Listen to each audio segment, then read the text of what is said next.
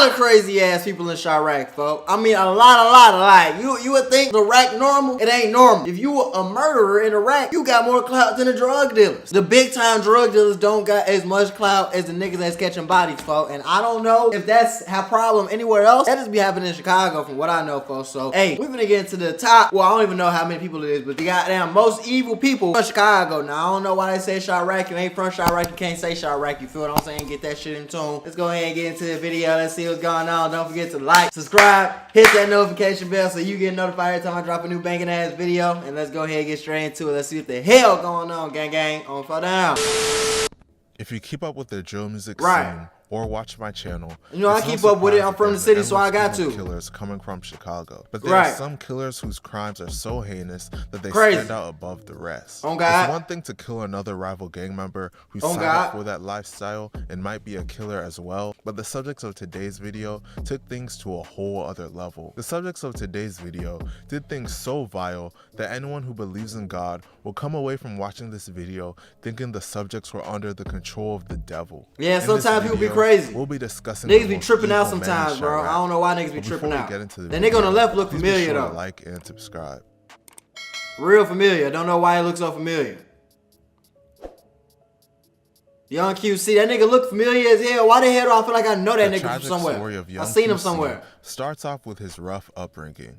Born Kwamani Wilson, he was raised by his mother Yolanda Holmes. Look just like his ass. That he was spoiled as a child, and he would lash out whenever he wouldn't get his way. That's why you can't spoil your children. Jeffrey Wilson is serving a life sentence in prison for murder after setting fire to a home in 1990. His father was a reputed gang leader from the west side of Chicago and charged with murder and aggravated arson in 1993 after burning down a crack house and killing 2 people in the process. He ain't know that. That's Young QC would follow. That's crazy because he didn't know, but he still got booked with the shit because, like, you think you just burning down a crack house and you know it's really fiends in there. You feel what I'm saying? You don't know what the hell going on. It's still arson, but he in there for life because of that shit. That's why you can't just be in the streets. You think you're making the right move, making the wrong move. Feel me?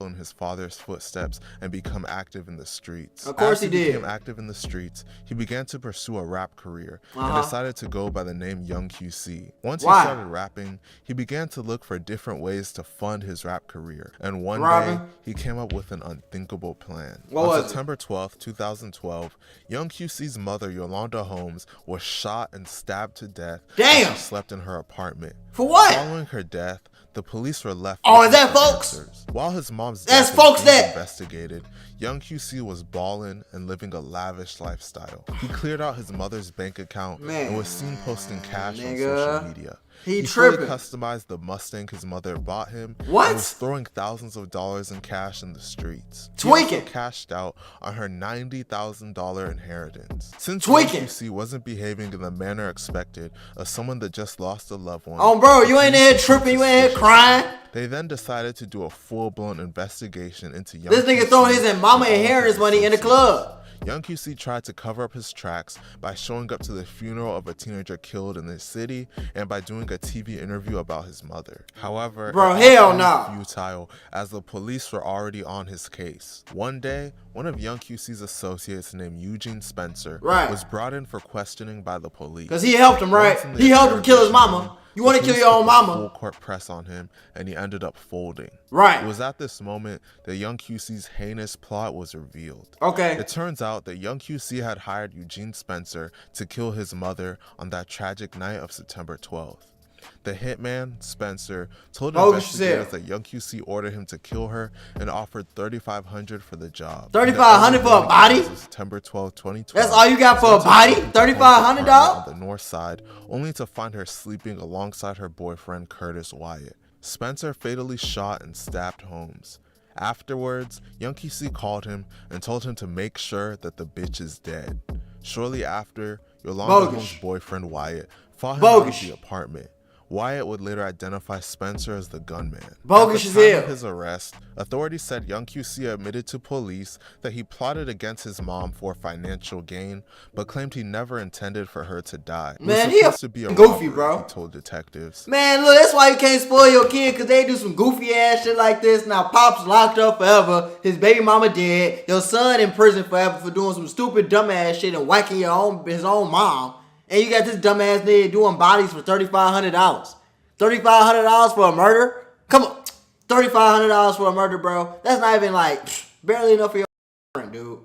Spencer said Young QC ultimately paid him just $70. His mother's life was valued at just $70. And you didn't even get the $3,500. You the killer. Beneficiary of his mother's life insurance shit policies, weird, bro. So he inherited more than $90,000. Folks weird. As soon as he spoiled as hell, don't even know he nothing. Started man. blowing it on useless items. Dumbass shit. On social media.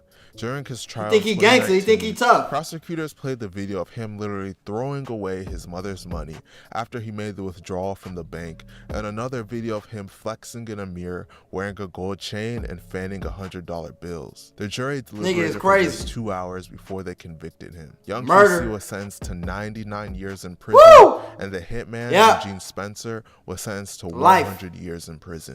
Pretty much life. Young QC has shown no remorse for his mother's death. Killed your own mama, nigga. He was emotionless as he was being sentenced. Bogus ass nigga. What the fuck's wrong with y'all, man? Who the hell bite down? I heard a bite down. I can't even say who he is. I heard a bite down. Before, it becomes easier and easier to do it again. Right. A lot of the infamous Chicago gangsters are known for killing their rival gang members, who are oftentimes killers as well. Oh God. You think that the killing would be limited to rival gang members? Hell nah, people be whacking family members, innocent civilians, all type of shit. Killed someone before, niggas be tripping. It no longer bothers you.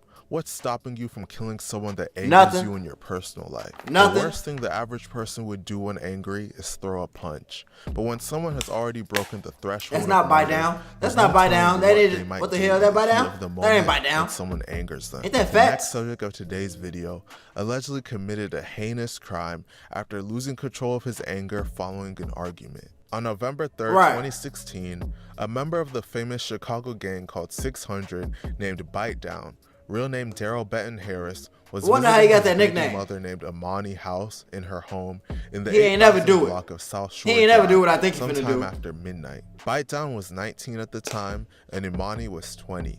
They already had a 5-month-old child together, and Imani was 4 months pregnant with their second child. Imani lived with her 5-month-old daughter, her mother, and her 4 younger siblings.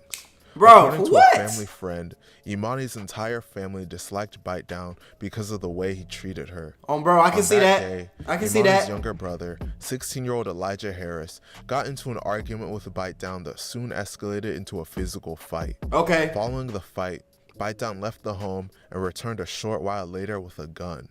That's when he gunned down Elijah in front of the boy's 42-year-old mother. As the mother tried to run away, Bite Down fired multiple shots, striking the woman in her back. She collapsed on the ground, and Bite Down then proceeded to shoot Imani, killing her and his own unborn child in the process. By that point, the 42-year-old mother had begun crawling away despite her injuries. Bite Down then allegedly shot the woman once more, and she played dead for the remainder of the attack.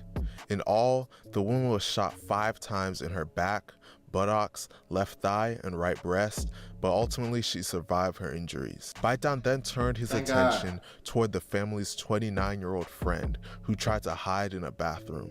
The woman was shot in her neck, back, and leg, but she also survived her injuries. Bite Down left alone his 5-month-old daughter and the other children in the house. He then fled and was arrested following a routine traffic stop. While being pulled over, Bite Down tried to run away.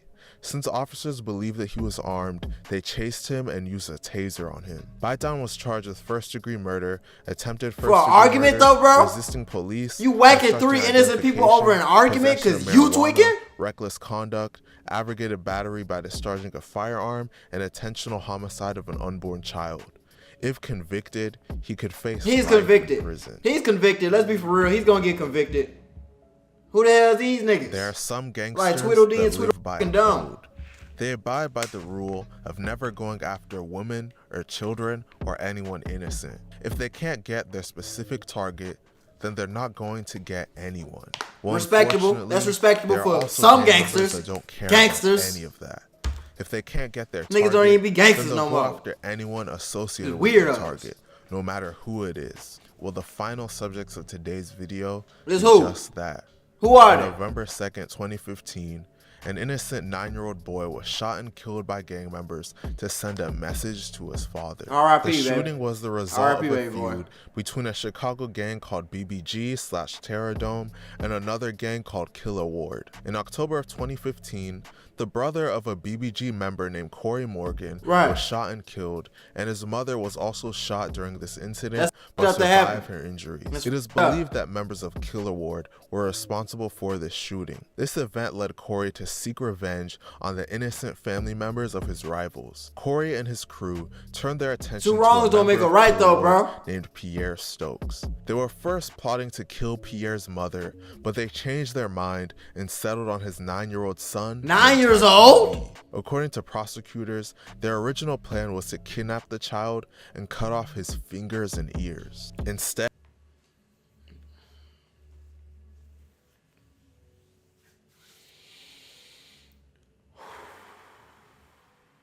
Alright, I'm ready. Alright.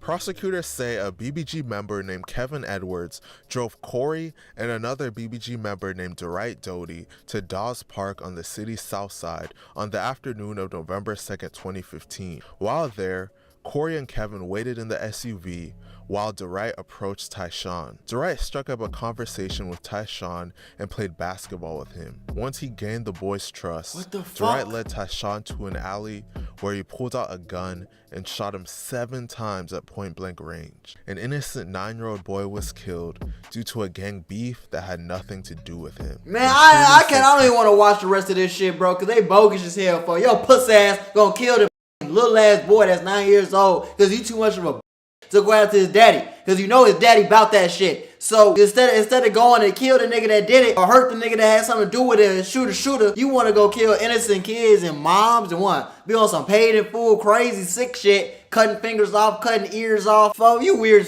Bro, I don't even want to watch this shit no more. I don't condone no killing, but especially if you not killing the ops, if you killing like innocent people and doing weird ass shit, don't want nothing to do with you, bro. I'm cool on this. I'm cool on this video. I'm finna goddamn take a break from these videos for a second. Come back to y'all in a little second, because that shit was weird as